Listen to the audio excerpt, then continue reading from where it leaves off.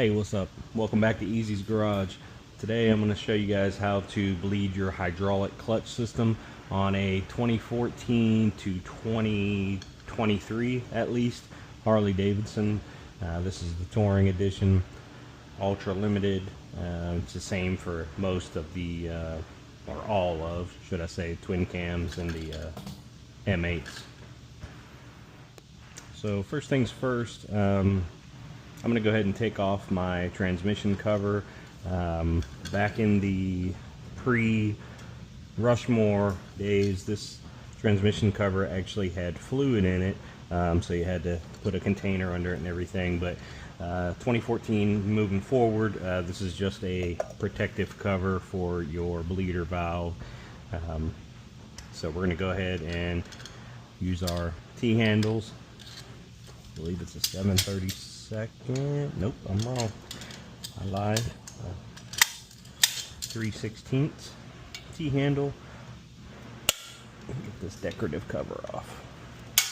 Now these bolts, they probably have some Loctite on them, and they've been heated up, so it takes a little bit of force sometimes to get them out.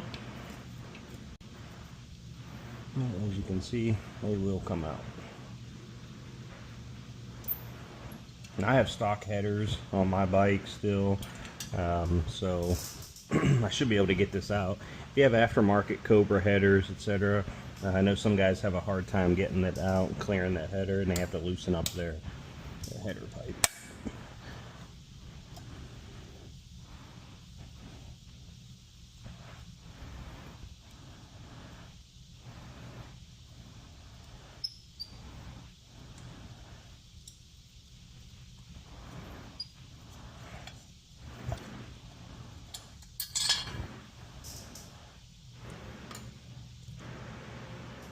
Okay, so once you have those two bolts out, you can just kind of wiggle the cover up out of there. And this right here with this green tip, this is your actual bleeder valve.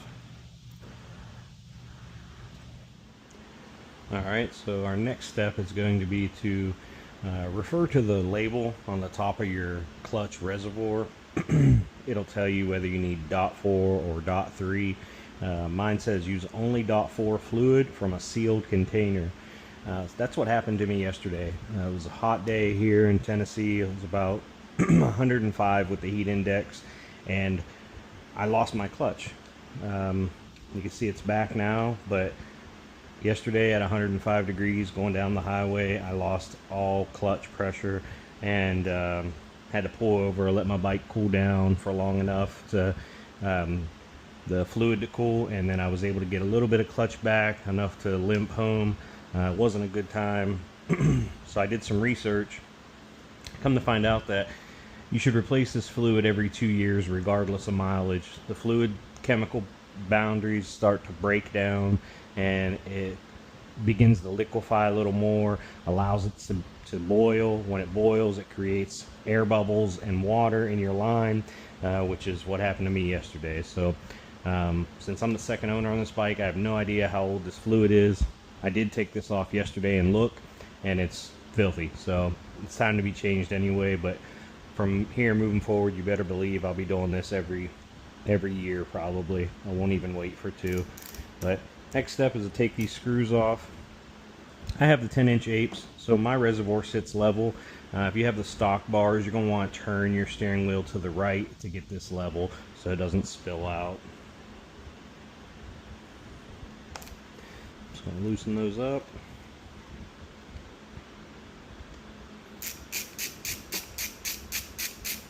Also a good idea to, if you have a tank protector, to put it down to protect your tank or any of your fairings or anything from getting brake fluid on them. I had this open, like I said, yesterday evening, so I know it's not going to pour out on me. But you can see how black that fluid is. It's not good, and you can even see some condensation inside the lid. That's not supposed to be there either. This diaphragm gets condensation on it, so I can only imagine what's going on further down into the system.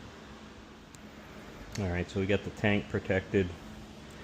Our next step would be just to just to clean this up, I just got a shop rag here in the garage.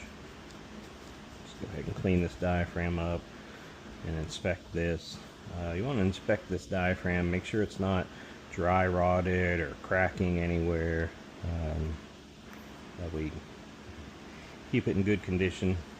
Make sure you're not losing, that seal anywhere. You can see my bike's a 2016, and you can see that the corrosive properties, they even start to eat away at the paint on the cover there. If you get this on your paint on your bike or anything, it's definitely corrosive.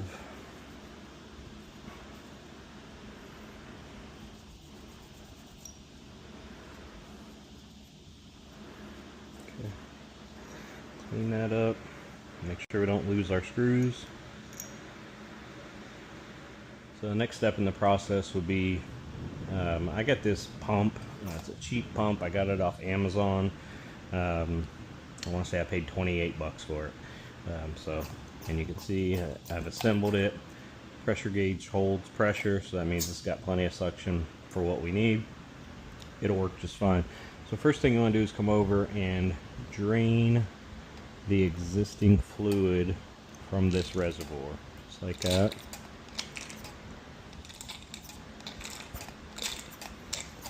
Get that nasty old fluid out of there the best you can. Okay, so what we're going to need down here at the bleeder valve is a 1/4 inch wrench. If you have a brake line wrench, that's great. I don't have one this small, so I'm just going to use a regular 1/4 inch boxed in wrench. Also found the appropriate tip for our bleeder, hooked it onto the end there. We're going to put that over this, and they're actually going to use a zip tie to zip tie that on there, just to help with the suction. That's all. And keep it attached while we're bleeding. So we're gonna have to bleed multiple times. Okay.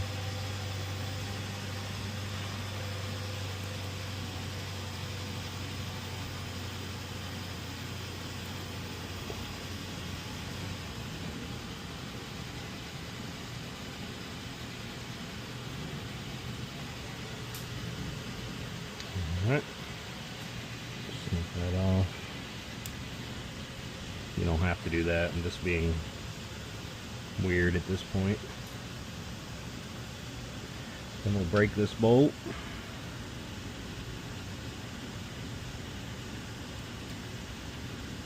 You don't want to take this all the way out. Just want to loosen it just about one full turn. You can see the fluid start to come out.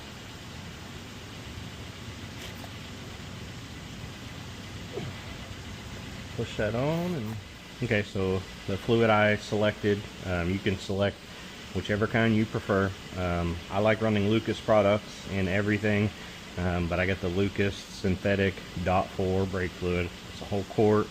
It's not going to take anywhere near that, obviously, but I plan on doing my brakes as well. So we'll fill her up and compare that color to the color that the fluid was before I flushed it out, and you can see what I'm talking about. But as I go back down and pump this a few times, it'll cycle through and get dirty as well. Okay, so back down here, give it a few pumps.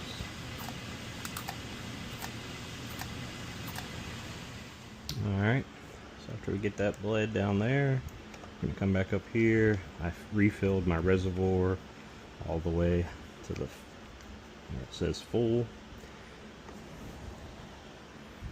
I have a rag ready up here. Wipe off what's coming out. You don't want to torque these down, because the last thing you'd want to do is break one or strip them out. So just want to stay in a reasonable amount of pressure.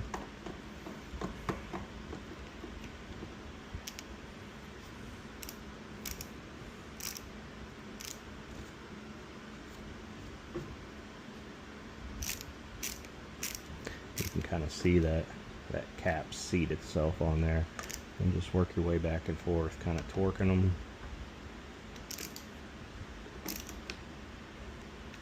That should be good. Might find anything that came out.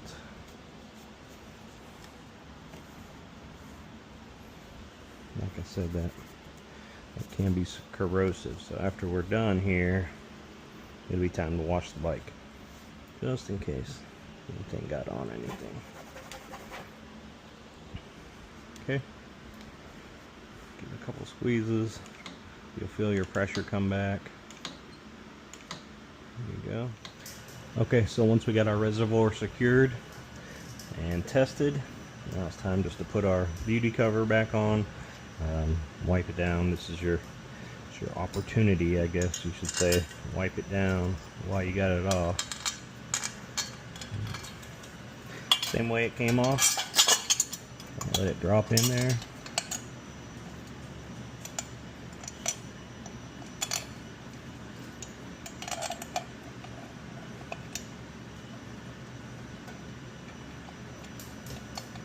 Once you get those started, use your T-handle again, crank it back down. Now remember, this doesn't seal fluids or anything. This is sheerly a cosmetic cover, so don't go crazy on the torque on this.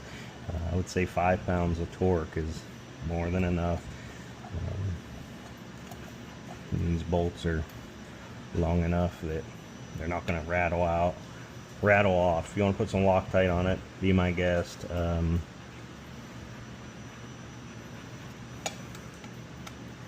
I chose not to on this particular part because these bolts are so long. If they were to come loose, I would definitely check it on my pre-trip inspection. Alright. So that's it, folks. We just bled our hydraulic clutch and refilled it with new .4 fluid, and now I got to take my bike out and watch it, just in case this got on anything. But it's that easy.